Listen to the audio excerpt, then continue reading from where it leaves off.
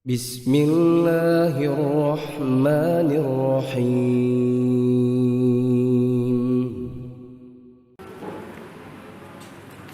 Assalamualaikum warahmatullahi wabarakatuh.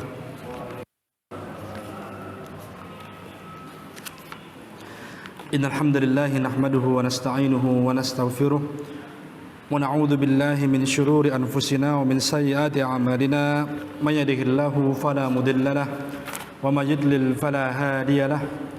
Asyhadu an la ilaha illallah wahdahu la syarika lahu wa asyhadu anna nabiyyana Muhammadan 'abduhu wa rasuluhu la nabiyya wa la rasula ba'dah. Allahumma shalli ala nabiyyina Muhammadin wa ala alihi wa sahbihi wa man walah. Ya ayyuhalladzina amanu taqullaha haqqa tuqatih wa la tamutunna illa wa antum muslimun. Amma ba'du, fa inna ahsanal kalami kalamullah wa khairal hadi hadi Muhammadin sallallahu alaihi wasallam wa syarrul umuri muhdatsatuha fa inna kulla muhdatsatin bid'ah wa kulla bid'atin dhalalah wa kulla dhalalatin finnar. Alhamdulillahirabbil alamin. Pertama-tama yang paling utama adalah kita panjatkan puji serta syukur kita kepada Allah Jalla wa Ala yang telah memberikan nikmat yang sangat begitu banyak kepada kita semua. Ya, alhamdulillah atas nikmat yang Allah Subhanahu wa taala berikan kepada kita pada hari ini, kembali kita bisa beraktivitas sebagaimana biasanya. Alhamdulillahirabbil alamin. Kita bersyukur kepada Allah Subhanahu wa taala. Jadi mana atas nikmat yang Allah Subhanahu wa taala berikan kepada kita, kita pun masih bisa merasakan nikmat kehidupan. Alhamdulillahirabbil alamin, kita bisa bernafas, mampu untuk bergerak dan mampu untuk melakukan aktivitas sebagaimana biasanya. Maka ini merupakan nikmat yang besar yang Allah Subhanahu wa taala berikan kepada kita. Seyogianya kita wajib bersyukur kepada Allah Subhanahu wa taala atas nikmat tersebut. Dan di antara ikhtiar kita untuk bersyukur kepada Allah Subhanahu wa taala adalah di pagi hari ini menjelang siang insyaallah taala kita kembali akan menjelaskan masalah fikih sifat salat Nabi sallallahu alaihi wasallam yang tertuang dalam kitab Bulughul Maram min Jam'i Ayatil Ahkam, atau kitab yang berisikan hadits Nabi sallallahu alaihi wasallam yang bertemakan masalah fikih. Semoga Allah Subhanahu wa taala senantiasa berikan kepada kita keistiqomahan untuk beribadah kepadanya, diberikan kemudahan untuk terus beribadah kepada Allah Subhanahu wa taala. Semoga Allah Subhanahu wa taala senantiasa memudahkan kita untuk menjadi insan yang taat kepadanya, diberikan kemudahan, kesungguhan dalam talabul ilmi atau mencari ilmu, hingga akhirnya kita menjadi insan yang bahagia dunia maupun di akhirat. Kemudian setelah mengucapkan ats-tsana atau mengucapkan pujian kepada Allah Subhanahu wa taala, tidak kita lupakan salawat dan salam tercurahkan pada Nabi kita Nabi Muhammad sallallahu alaihi wasallam beserta para keluarganya, para sahabatnya serta para pengikut sunnahnya hingga akhir zaman. Ikhwah fillah rahimani wa rahimakumullah. Pada pertemuan terdahulu sudah kita menjelaskan tentang sifat salat Nabi sallallahu alaihi wasallam, yang dimana kita mulai dari niat, demikian pula kita mulai dari menghadap ke arah kiblat. Kemudian pula pada pertemuan terakhir kemarin kita sudah menjelaskan yang berkaitan dengan masalah apa, masih ingat, yaitu masalah apa? Masalah sujud. Alhamdulillah kita sudah menjelaskan tentang turun untuk mengerjakan sujud. Jadi mana syaratnya adalah dua, yaitu mendahulukan tangan atau mendahulukan lutut. Maka ini diperbolehkan semua. Yang tidak boleh adalah apa? Mendahulukan kepala terlebih dahulu. Ya, nusruk namanya. Orang-orang kita ngomongnya nusruk. Nah, itu nggak boleh. Tapi kalau tangan terlebih dahulu, demikian pula lutut, ya maka ini diperkenankan dalam syariat insyaallah taala karena berlandaskan hadits Nabi sallallahu alaihi wasallam. Kemudian pula kita sudah menjelaskan tentang kaifiyah atau cara sujud Nabi sallallahu alaihi wasallam. Jadi mana sujud itu di atas 7 anggota. Anggota sujud ada 7. Yang pertama adalah ya kaki atau jari jemari kaki kanan, kaki kiri, kemudian lutut kanan, lutut kiri, kemudian telapak tangan kanan, telapak tangan kiri. Tujuannya apa? Yaitu dahi dengan hidung. Ya, ini harus kita tekan sebagaimana kemarin sudah kita jelaskan. Demikian pula hendaklah seorang tatkala dia sujud ini untuk membuka agar menjauhkan setiap anggota tubuh yang lainnya, membuka tangannya. Bahkan kalau dia menjadi imam, ya jadilah sebagaimana Rasulullah SAW, jadi mana ini merenggangkan tangannya ininya, ya Kemudian pula bahkan tersebut ini bahkan sampai terlihat putih ketiak beliau. Ini kemarin sudah kita jelaskan. Dan kemudian pula sudah kita jelaskan posisi kaki, yaitu dengan menegakkan kaki tersebut. Kemudian apakah dirapatkan atau tidak? Maka para ulama kita berselisih pendapat masalah ini. Adapun ada yang mengatakan ini dirapatkan, ini karena ada hadisnya, walaupun hadisnya tidak sharih, hadisnya tidak gamblang, tidak jelas. Sehingga akhirnya ini bagian dari ijtihad para ulama. Ada yang mengatakan dirapatkan, ada yang mengatakan direnggangkan, yang mana di antara kaki kanan dengan kaki kiri itu jaraknya adalah satu shibr atau satu jengkal, satu jengkal. Ini sudah kita jelaskan pada pertemuan terdahulu tentang derajat hadis Nabi SAW yang berkaitan dengan hal ini. Namun kemarin kita rojihkan pendapat adalah merapatkan tumit kaki kita. Sebagaimana dalam hadis Ibnu Khuzaimah, demikian pula hadis riwayat Muslim, wallahu taala a'lam.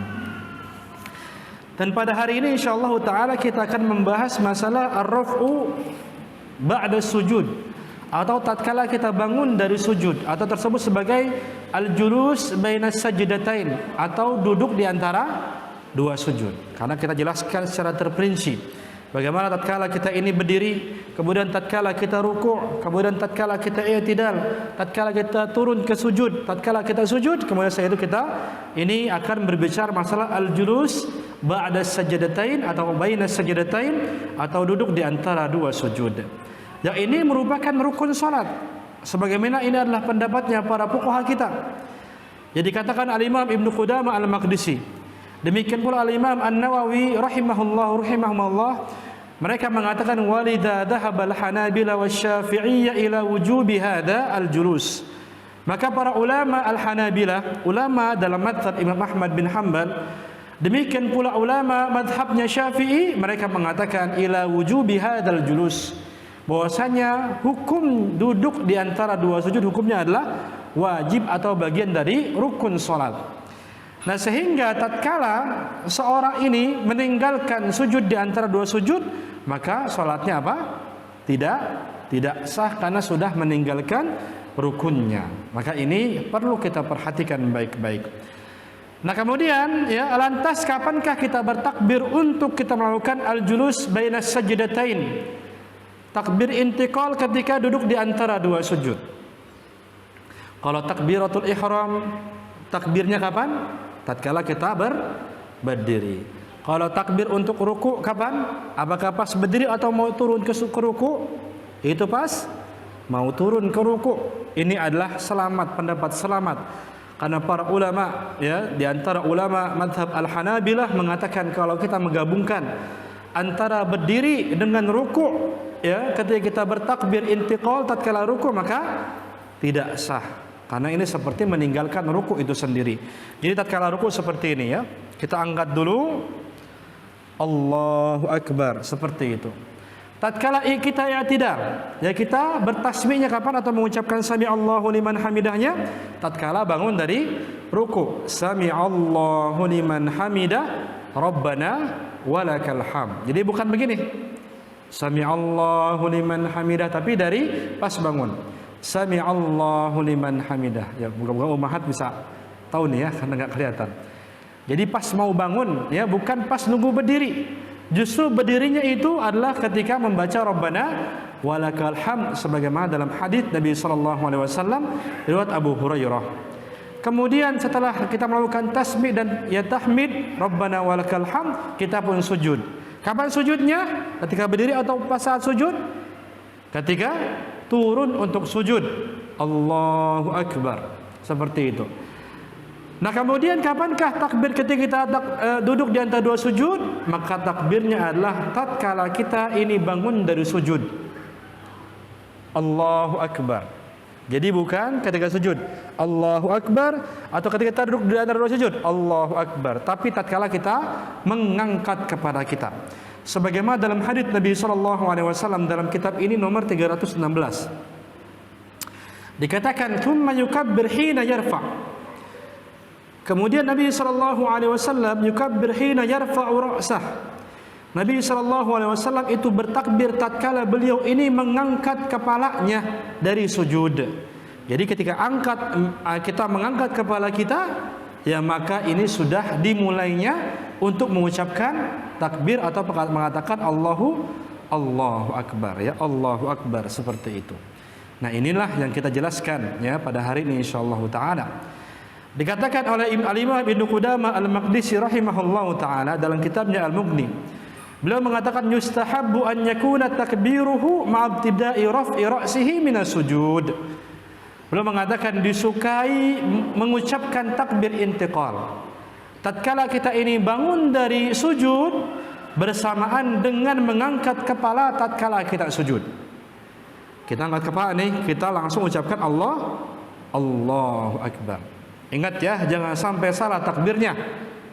Ya, bukan Allahu Akbar. Demikian pula bukan Allahu Akbar. Yang pertama yang salah apa? Allahu Akbar. Apa yang salah? Alifnya, A-nya tidak boleh dipanjangkan. Kalau Allahu Akbar itu adalah apakah Allah Maha Besar. Yang kedua salahnya apa? Allahu Akbar. Yang salah apanya? Ba-nya dipanjangkan. Harusnya Allahu Akbar, bukan Akbar. Maka kalau kita melakukan ini ketika kita ya takbiratul ihram, maka salatnya tidak sah. Karena takbiratul ihram itu bagian dari rukun salat. Demikian. Jadi ini tatkala kita ini takbir ketika takbiratul intiqal sebagaimana hadis nomor 316 yang tadi kita bacakan. Ya, demikian pula dalam hadis riwayat Abu Daud, ya, yaitu hadis yang berkaitan dengan al-musi salatahu atau orang yang salatnya tersalah. Kita jelaskan sudah ini hadisnya. Dikatakan thumma, Nabi itu mengajarkan thumma yaqul Allahu Akbar. Kemudian mengatakan Allahu Akbar wa yarfa'u ra'sahu hatta yastawi qa'idan. Nabi SAW itu mengangkat kepalanya sampai ya dia sudah sempurna untuk duduk. Jadi tatkala kita ngomong Allahu Akbar adalah ketika kita bangkit dari sujud. Allahu Akbar, bukan Allahu Akbar, bukan pula Allahu Akbar. Walaupun ini tidak membatalkan salat, insyaallah tidak batal salatnya. Seorang yang dia salah timingnya, ya, salah waktunya dalam mengucapkan takbir ini intiqal. Ya, karena kata Syekh Shalih Al-Utsaimin, jika diwajibkan maka ini bagian dari at-tasyaddud atau berlebih-lebihan. Ya, ini beliau membantah pendapat ulama Al-Hanabilah, sebagian mereka yang mewajibkan hal ini. Nah, ini cara duduknya. Kemudian bagaimana cara duduknya? Ya, bagaimana cara duduknya? Yang pertama, cara duduk ketika kita as-sajdah baina atau al-julus baina sajdatain, atau caranya kita ini posisi duduk di antara ya di antara dua sujud, atau kita katakan ya duduk di antara dua sujud tadi adalah yang pertama, cara pertama dengan iftirash. Namanya apa? Iftirash. Apa itu iftirash? Iftirash ini sifatnya yang pertama adalah duduk di atas kaki kiri. Ya, kita mendudukkan atau kita duduk itu di atas kaki kiri kita. Yang kedua sifatnya adalah menegakkan kaki kanan kita. Dan jari jemari itu menghadap ke arah kiblat. Ya, dikatakan ya dalam hadis Abu Humaid As-Sa'di radhiyallahu taala anhu, dikatakan Nabi SAW faida jalasa fi raq'ataini jalasa ala rijlihi al-yusra wa nasaba al-yumna. Nabi SAW ketika itu ya dia ini adalah duduk tahiyat awal, walaupun tahiyat awal tapi duduknya sama saja dengan duduk iftirash. Beliau ini menduduki kaki kirinya lantas menegakkan kaki kanannya. Punya gambaran? Ya, tahulah kita setiap hari insyaallah kita seperti itu. Kaki kirinya itu seperti ini, ya, kemudian didudukkan seperti itu, kaki kanannya itu, ya kita ini ditegakkan. Paham? Nah, paham nggak nih? Ya, semoga dipahami. Ya. Nggak paham, kita sholatnya bagaimana? Ya. Ini adalah kebiasaan kita, insyaallah adalah duduk iftirash. Namanya apa? Iftirash. Iftirash. Taib. Yang kedua ada sifat yang lainnya. Iftirash insyaallah kita tahu ya. Iftirash itu duduk yang tadi yang sering kita lakukan, ya tatkala kita duduk di antara dua sujud dengan duduk ketika kita tahiyat al-awwal, at-tahiyatul ula atau tahiyat duduk tahiyat awal. Cara yang kedua adalah duduk iqa, ya, iqa atau iqa. Apa itu duduk iqa?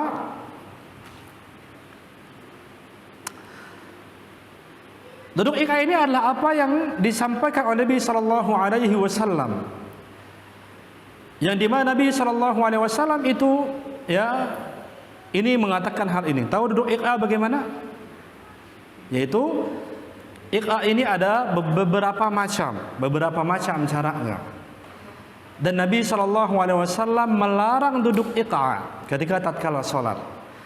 Beliau sallallahu alaihi wasallam dikatakan oleh Abu Hurairah dalam hadis riwayat Ahmad, nahani Rasulullah sallallahu alaihi wasallam an naqratin kanaqratid dik. Nabi sallallahu alaihi wasallam melarang aku itu sujud sama seperti tatkala ayam jantan itu ya mengangguk atau dia ngambil makan langsung seperti itu tanpa tumakninah. Wa iqa kayaqa'il kalb, dan beliau pun sallallahu alaihi wasallam melarang aku untuk melakukan iqa, duduk iqa sama seperti iqa'nya anjing. Anjing, ya. Kasar enggak deh? Enggak ya. Nyebut binatang maksudnya. Waltifat kaltifat as-sa'lab. Demikian pun Nabi sallallahu alaihi wasallam itu melarang untuk iltifat atau menoleh seperti menolehnya serigala. Hadis riwayat Ahmad. Dan ini adalah hadis yang sahih insyaallah taala. Jadi iqa itu ada yang terlarang. Nah, apakah semuanya terlarang? Jawabannya adalah tidak. Ada yang sunnah. Ya sebagaimana ini diriwayatkan oleh Imam Muslim berdasarkan dari perkataan Ibnu Abbas, ya di mana hal ini pernah ditanyakan kepada Ibnu Abbas karena ketidakelokan duduk ini, karena keseringannya adalah iftirash. Nah, ini duduknya ini elok atau tidak? Yaitu dari Taus bin Kaisan. Taus bin Kaisan pernah bertanya kepada Abdullah bin Abbas, "Qulna li Ibnu Abbas," aku pernah berkata kepada Abdullah bin Abbas, "Fil iqa' 'alal qadamain," yaitu seorang duduk iqa' di atas dua tumitnya. Itu maksudnya adalah menegakkan kedua kaki lalu duduk di atas kedua tumit kaki. Ya, iqa' yang ditanyakan oleh Abdullah bin Abbas adalah yaitu menegakkan dua kaki seperti ini lantas duduk di atas kedua tumit kaki. Ada gambaran? Hah? Ada ya, nggak usah dipraktekin ya, insyaallah.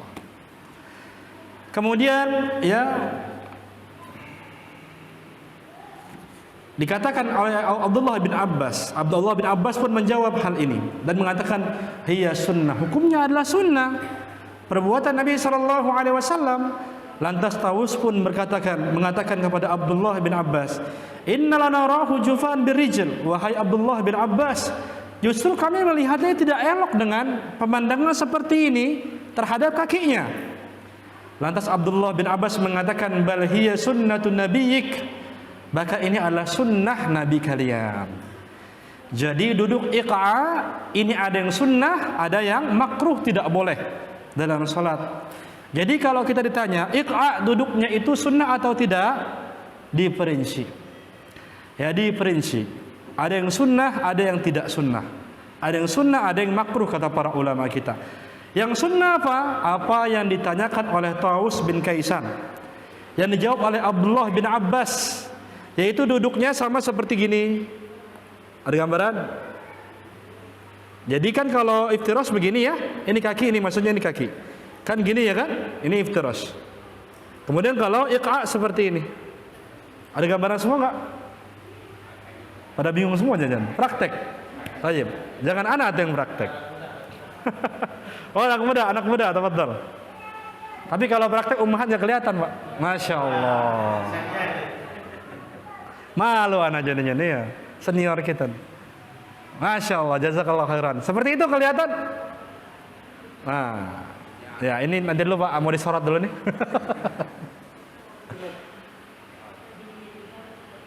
Masya Allah. Khalas, jazakallah Pak Haji, barakallahu fiik.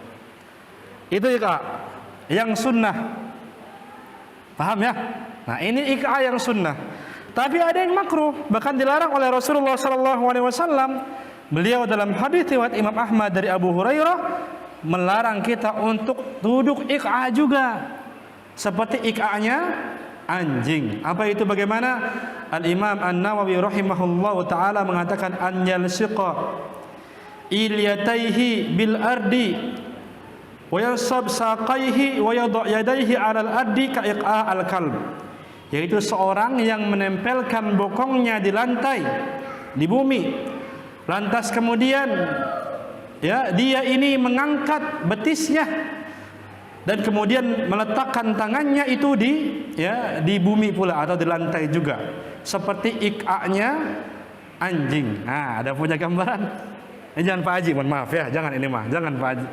Mau ini? Masya Allah. Afwan jiddan. Iqa yang terlarang. Baik. Ini ada sifat lagi, tapi bukan seperti ini. Seperti jangan antum, Pak. Ada jadi ini nih, enggak ini nih. Diganti saja awan. Yang mudaan lah. Biar bisa dilipat-lipat ya. Awan nih ihtiram. Iqa yang terlarang, ummahatnya kelihatan. Kumaha. Yang pertama kata ya di sini Al-Imam Nawawi beliau mengatakan an yalsiqa ilyataihi bil ardi. Seorang yang dia meletakkan bokongnya di lantai seperti ini. Kemudian wayan sab saqaihi, kemudian menegakkan betisnya. Diangkat. Ini dua-dua nak. Nah, duduk. Nah, kemudian beliau mengatakan wa yadu yadaihi 'alal ardi, kemudian meletakkan tangannya itu ya, nah seperti ini. Nah, ini adalah duduk yang terlarang. Baik tatkala salat maupun tatkala di luar salat. Ini iqa yang terlarang. Jadi dia bertumpu pada tangannya, kemudian ini didirikan betisnya dan ini ya bokongnya nempel di lantai. Ini yang dilarang Nabi SAW dalam hadis Abu Hurairah. Ummahatnya kelihatan ya. Ya, gimana ya? Jadi tangannya ke belakang nih, Om ya, tangannya ke belakang, bokongnya nempel, udah, Masya Allah. Ya, bokongnya nempel, kemudian betisnya diangkat. Berdiri, betisnya itu dia ngangkat. Ya, semoga dipahami ya, semoga dipahami. Ya, pantatnya nempel ke lantai, tangannya di belakang seperti ini, ya, nempel ke lantai, kemudian betisnya diangkat. Maka ini bagian dari iqa', baik itu di dalam sholat maupun di luar sholat. Karena ini adalah iqa'nya al-kalb. Bahkan dalam hadis asy-syaitan, duduknya setan, ya, atau duduknya anjing seperti itu. Ini yang terlarang.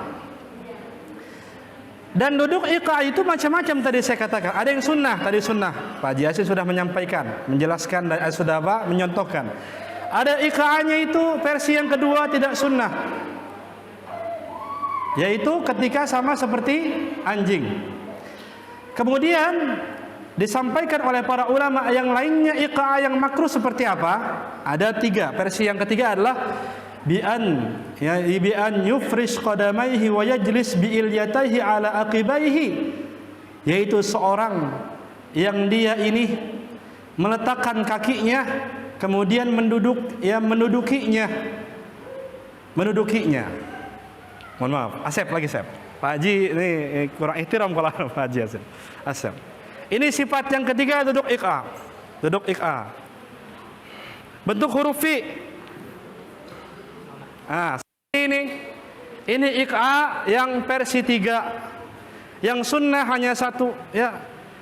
Yang sunnah hanya satu. Yang tadi ini makruh, demikian pula ini makruh. Atau membentuk kakinya itu seperti huruf fi. Ya, paham? Ya, seperti ini. Tidak boleh, afwan. Masih ini. Ummahat ya tahu ya, jadi kakinya itu seperti huruf fi. Versi yang pertama kakinya tegakkan dua-duanya. Versi yang ketiga ya, betisnya naik. Kedua, yang ketiga adalah seperti huruf fi. Semoga ummahat melihat, semoga umat insyaallah paham ya, insyaallah taala. Baik. Versi yang selanjutnya, versi yang keempat. Dikatakan oleh para ulama kita bi an yufrish qadamaihi an yaminihi wa yasarihi aw yansibahuma wa an yajlisa ala ilyatayhi baina qadamaihi. Yaitu dikatakan di sini yaitu meletakkan kakinya di tengah-tengah bokongnya. Seperti ini. Ummahat mau lihat? Kelihatan nggak? Baik. Afwan.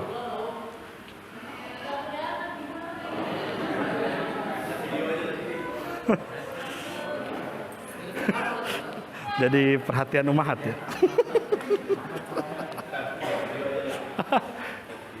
Apa videoin? Ada video ya, ada ya. Baik. Iya, jadi ini Pak mau dilihatin? Baik. Barakallahu fikum.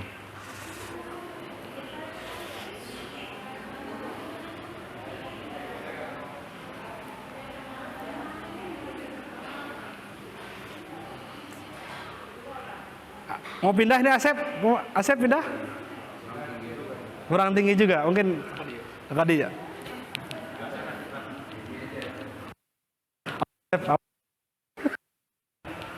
Nah, yang pertama versi pertama yang sunnah. Nah, ini yang sunnah. Versi yang pertama yang sunnah. Ya ini sunnah boleh. Ya, dalam hadis yang tadi Taus bin Kaisan dari Abdullah bin Abbas. Jadi mana ini sunnah min sunnat nabiikum, sunnah nabi kalian. Ini boleh. Versi kedua seperti ikonnya anjing. Ini ke belakang tangannya. Nah, seperti ini. Umat paham ya? Coba menghadap ke sana. Seperti ini. Barakallahu fikum. Ya, ini versi yang kedua. Sarwa. Jadi tangannya menghadap ke situ sama ke sini sama karena sifatnya sama. Meletakkan tangan di depan belakang, demikian pula ini tidak boleh. Baik itu dalam medis maupun dalam istirahat, dalam apapun, kecuali dalam keadaan darurat. Misalkan ada suatu, umpamanya ada ilmu kedokteran ya, yang memudahkan di lahiran misalkan ya, maka ini bagian dari darurat misalkan. Namun kalau tidak ada kedaruratan maka tidak boleh. Ini versi yang kedua. Versi yang ketiga berbentuk huruf V.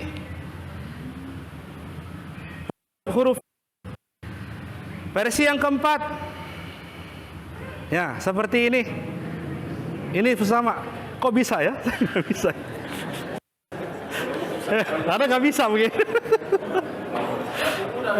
Ya, tergantung postur tubuh. Ini versi yang keempat. Versi yang kelima, IKA juga, Sep. Coba IKA yang pertama.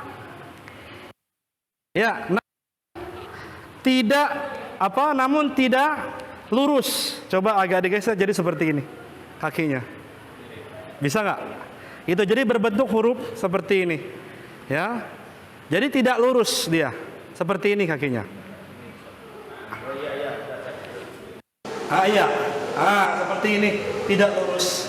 Ya, maka ini IKA yang terlarang. Paham ya? Ummahatnya ada yang lihat, ada yang tidak nih. Jazakallahu khairan katsiran.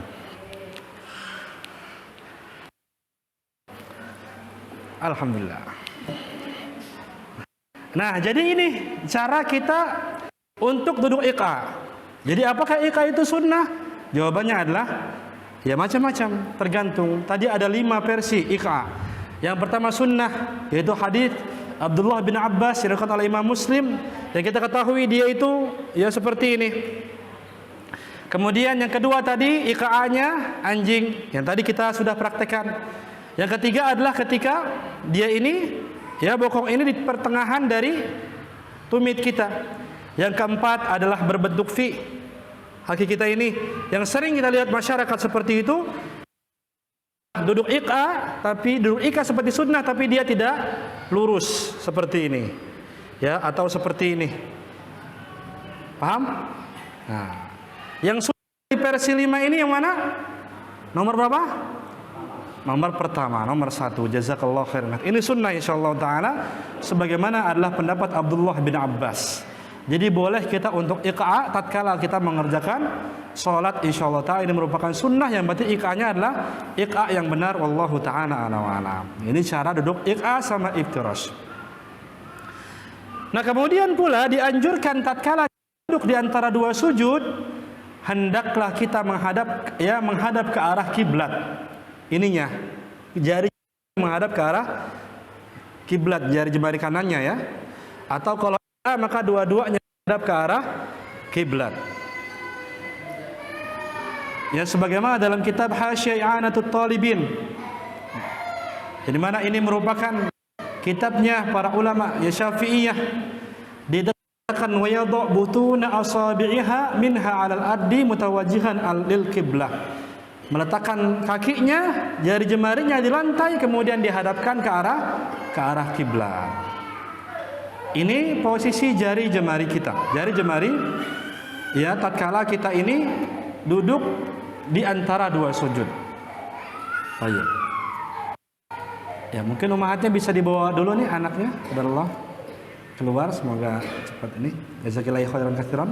Biasa anak-anak ya. Nah, kemudian lantas bagaimana dengan orang-orang yang jauh, mungkin juga saya ya, orang-orang yang tatkala dia duduk di antara dua sujud tidak menempelkan jarinya. Kalau sujud tidak menempelkan jari ke lantai, sah atau tidak? Hah? Diangkat pas sujud tuh. Jadi nggak nempel dia ke lantai, sah atau tidak? Nggak sah, tidak sah. Karena sujud itu harus dengan 7 anggota. Bahkan juga harus bahkan ditambah lagi oleh para ulama, yaitu harus menekan di bagian apa? Di bagian dahi. Jadi kemarin kita jelaskan, kalau orang yang sujudnya di tangga, sah atau tidak? Tidak sah. Alasannya apa? Karena tidak menjadikan kepala sebagai tumpuan, tapi tangan. Coba aja praktek. Ya, kalau kita mau ini kepala, pasti ini ya bokongnya dinaikin dulu. Baru ini kita bisa menekan di kepala kita. Nah, ini dia. Ini tidak sah kalau kakinya itu diangkat tatkala sujud. Lantas bagaimana kalau kita ketika sujud tidak menyentuh, misalkan contoh, alhamdulillah semuanya menyentuh lantai, jempolnya nggak ngikutin. Ya, jempolnya masih dia nggak nyentuh. Pernah lihat begitu? Mungkin kita juga ini yang gitu ya. Maka bagaimana hukumnya? Apakah sah atau tidak? Maka hukumnya adalah sah insyaallah taala sebagaimana dikatakan oleh Al-Imam An-Nawawi rahimahullahu taala. Ya, beliau mengatakan ya, la yata'ayyanu lil julusi fi hadzal mawadi' hay'atan lil ijza. Intinya adalah duduk ini ketika sudah benar, maka tidak ada batasan dia itu dianggap sudah melakukan duduk di antara dua sujud. Jadi seumpamanya ada seorang yang dia itu ternyata tidak menegakkan, ya itu tidak batal sholatnya, tidak menegakkan jarinya walaupun menyelisihi sunnah Nabi SAW. Atau dia menegakkan tapi miring, ya dia iftirosh nih tapi miring kakinya, dia udah berupaya karena memang badannya besar ke kiri, maka ini pun ya sah-sah saja. Atau seorang yang sudah berupaya agar seluruh kakinya, jarinya menghadap ke arah kiblat, nah tapi ya jempolnya nggak bisa diajak, ya nggak bisa ajak kompromi kemana-mana itu jempolnya. Maka dikatakan ini sah-sah saja insyaallah taala.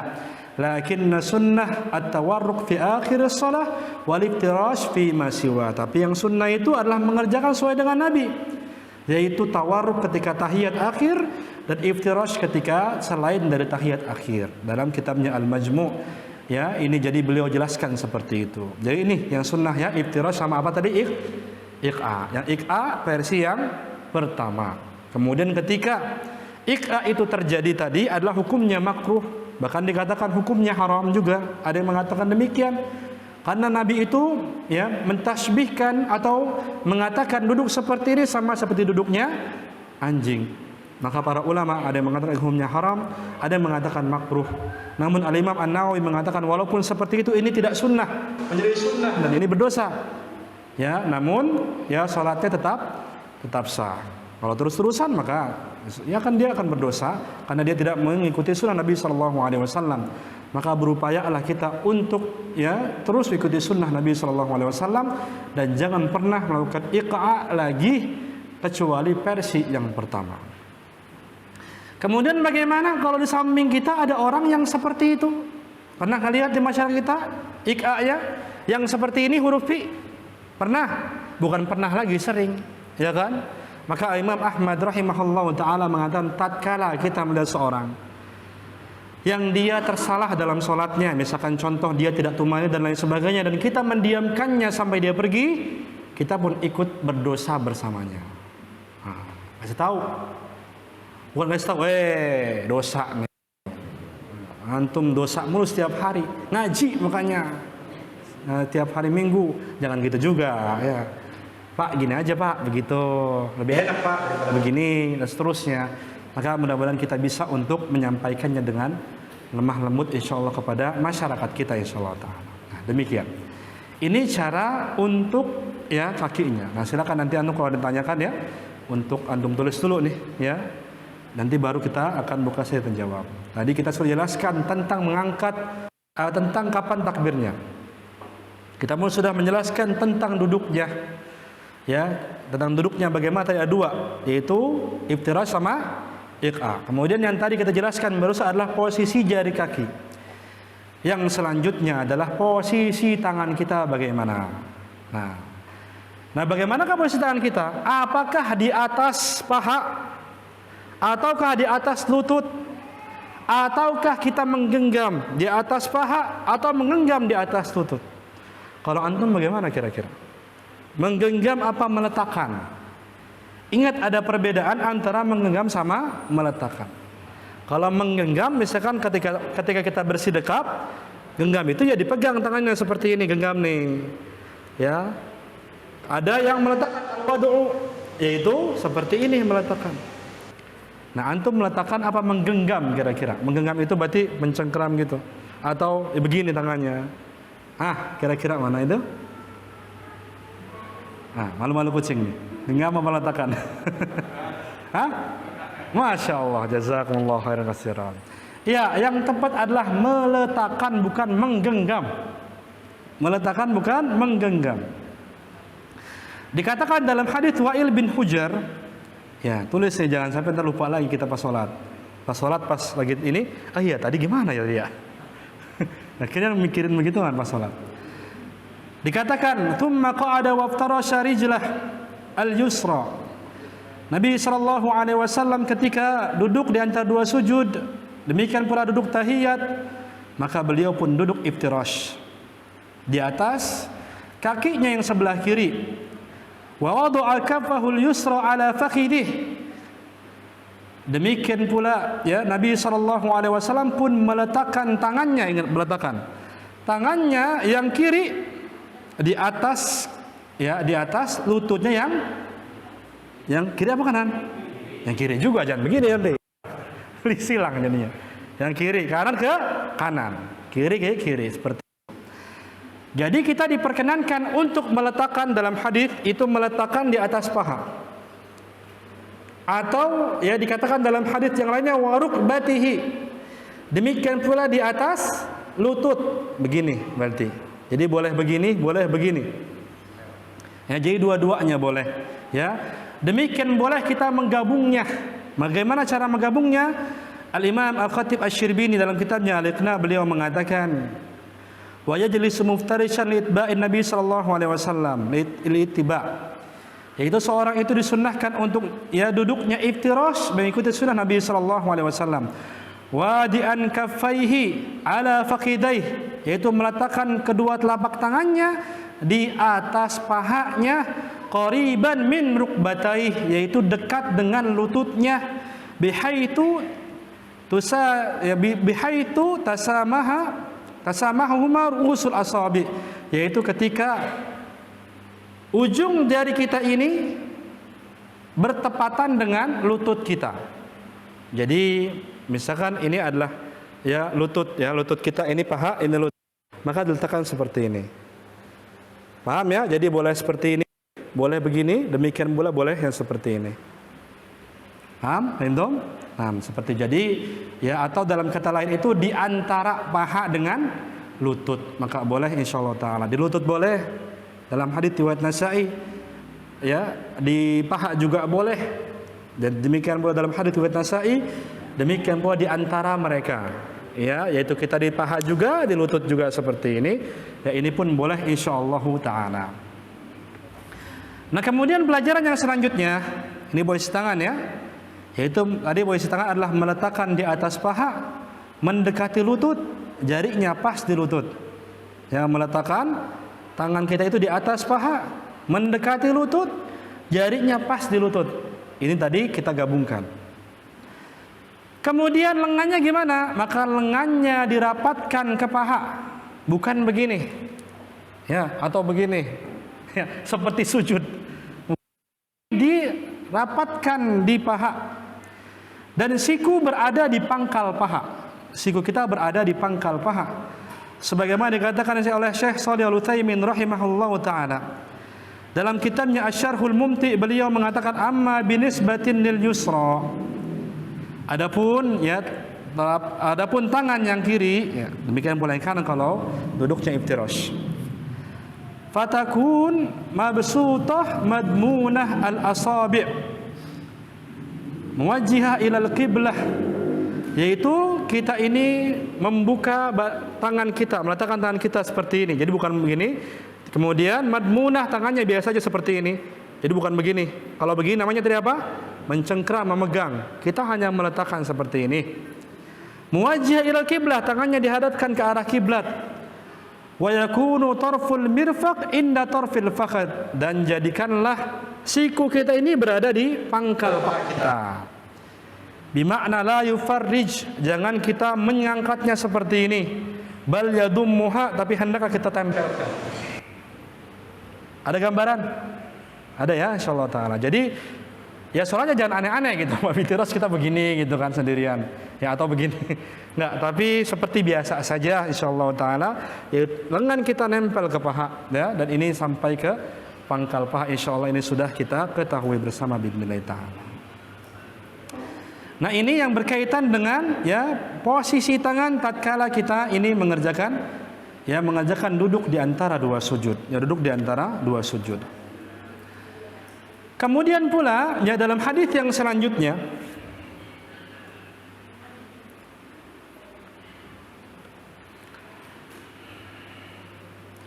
dalam hadis nomor 323 di kitab ini,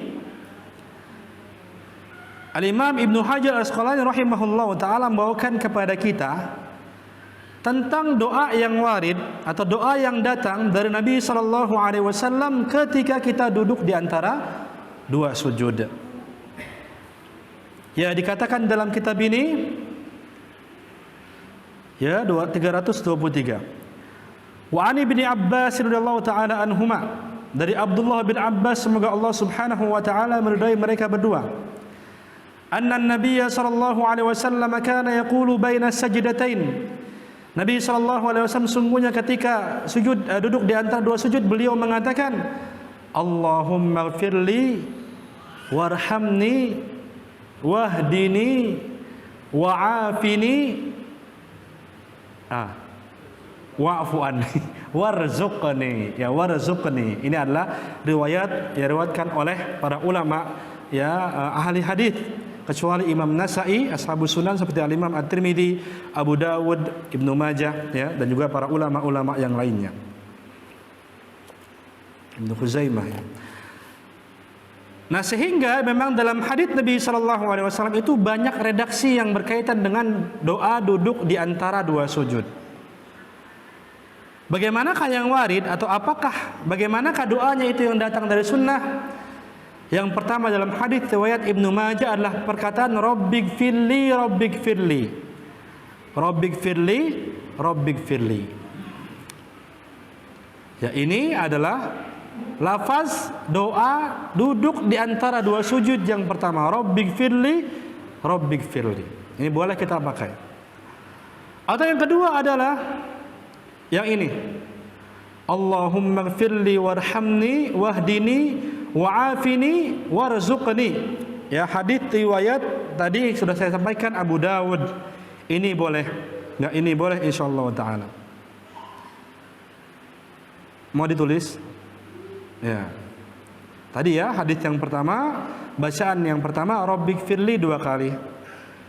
Yang kedua adalah Allahumma ighfirli warhamni wahdini wa'afini warzuqni. Ini adalah doa yang kedua. Ya. Doa yang ketiga ada lagi. Allahumma gfirli warhamni wajburni wahdini warzuqni. Ini pun ada warid hadisnya. Allahumma gfirli warhamni wajburni wahdini warzuqni. Baik. Ini yang keberapa tadi? Ketiga ya. Banyak ya. Kita di sini ada ya, kita ada 5 redaksi hadis Nabi SAW. Ini udah ketiga. Yang keempatnya, Rabbik firli warhamni wahdini wa'afini warzuqni. Ini adalah ya doa yang keberapa tadi? Keempat. Ya, keempat. Rabbik firli warhamni wahdini wa'afini warzuqni. Doa yang kelima, hadits riwayat Ahmad dikatakan Rabbik firli warhamni wajburni warfa'ni warzuqni wahdini. Nggak ada gitu. Sampai wahdini saja. Hadits riwayat Imam Ahmad. Nah, ada berbagai macam redaksi dalam ya doa duduk di antara dua sujud. Bermacam-macam tuh, ya. Ada yang Rabbik firli dan lain sebagainya. Maka Syekh Al-Albani rahimahullahu taala ya dalam kitabnya Sifat Salat Nabi, demikian pula para fuqaha, para ulama yang lainnya mengatakan diperbolehkan kita untuk menggabungkannya. Boleh. Jadi Rabbik firli kemudian Rabbik firli warhamni dan seterusnya. Boleh kita seperti itu. Ya, atau kita menggabungkan redaksi tadi walaupun dia berbeda-beda. Jadi boleh, yang paling afdal adalah kita ambil dari hadis tanpa dirubah apapun. Kita pilih dari 5 redaksi hadis yang tadi saya sampaikan. Rabbik firli, Allahumma firli warhamni wajburni wahdini warzuqni. Rabbik firli warhamni wahdini wa'afini warzuqni. Ya Rabbik firli warhamni wajburni warfa'ni warzuqni wahdini. Ya, kemudian Allahumma firli warhamni wahdini wa'afini warzuqni di sini, dia di kitab ini. Maka bagus, yang paling afdal adalah kita ambil langsung tanpa dirubah dari apa yang dalam hadis, kita pilih mana yang paling ya yang bagus atau paling yang kita inginkan dalam redaksi hadis tersebut. Ya, ini boleh, ini yang lebih afdal. Namun kalau kita ini mengubah urutannya, misalkan Rabbik firli warhamni, tadi kan ada wahdini, ada burni dulu, ya ada warzuqni dulu dan sebagainya. Maka ini boleh-boleh saja, insyaallah taala boleh-boleh saja, sebagaimana dikatakan oleh Syekh Al-Albani rahimahullah taala, karena di sini ada perbedaan lafaz dari para ulama-ulama, hingga boleh dibolak-balik, nggak masalah. Dan Al-Imam An-Nawawi rahimahullah taala beliau mengatakan wal ikhtiyar, ada hati-hati kata beliau. Yang sunnahnya bagaimana? Wal ikhtiyar, ya memilih salah satu. Memilih salah satu tadi. Ya, kita dari tadi yang 5 tadi kita dari 1. Kemudian an yajma'a bainar riwayat. Kemudian kita pun menggabungkan riwayat-riwayat tersebut. Wa ya'ti bi jami'i al-fadhihah wa hiya sab'ah. Dan kita pun mendatangkan ya lafaz-lafaznya, dan dia adalah ada 7. Ada 7 lafaz yang harus, bukan yang harus. Yang sunnahnya ada dalam doa ketika duduk di antara dua sujud. Apa tadi? Rabbik atau ya igfirli. Kemudian irhamni. Kemudian tadi misalkan ujburni. Ya wajburni. Warfa'ni. Warzuqni, wahdini. Apalagi yang belum? Wa'afini. Wa'afininya enggak ada? Allah. Dari mana datangnya itu? Ya. Jadi wa'afininya aja. Kita misalkan ya tadi kalau bagusnya, kalau kita dari kecil bagaimana Pak? Diajarinya Rabbik firli warhamni wajburni warfa'ni warzuqni wahdini wa'afini wa'afini. Berapa tuh? 8, biar 1. Ya. Kalau sesuai dengan teks tadi sampai wahdini saja. Ini riwayat Imam Ahmad. Rabbik firli warhamni wajburni warfa'ni warzuqni. Paham? Ini sesuai dengan teks wal hadis. Kemudian kalau kita menambah boleh 7 lafaz tadi, boleh. Rabbik firli warhamni. Misalkan kalau kita tadi nggak bisa ngapalin, misalnya kita emang dari kecil tuh udah ngangkar tuh ya. Apa saya doang kayak gitu? Rabbik firli diajarnya warhamni wajburni warfani warzukni wadini wa'afini wa'fani. Antum juga sama apa enggak? Ya, dari kecil gitu kita ya. Nah, kadang susah kita buat balik-balik kita sesuai dengan tadi. Maka tidak masalah. Kata Syalbani, Rabbik firli warhamni wajburni warfani warzukni wahdini wa'afini. Out sampai situ aja. Karena di sini ada wa'afi itu adalah hadits Nabi sallallahu alaihi wasallam dan boleh kita untuk tertibnya dirubah kata beliau. Demikian pula Al-Imam An-Nawawi rahimahullah taala. Adapun wa'afan ya Allah alam. Ya, maka saya mengucapkan lafaz ya doa tersebut. Nah, ini yang berkaitan ya doa atau yang berkaitan dengan sifat tata cara duduk di antara dua sujud yang Nabi SAW itu insyaallah jelaskan kepada kita, yang dipandu oleh para ulama-ulama kita untuk penjelasan penjabaran dari apa yang disampaikan oleh Nabi kita Nabi Muhammad SAW.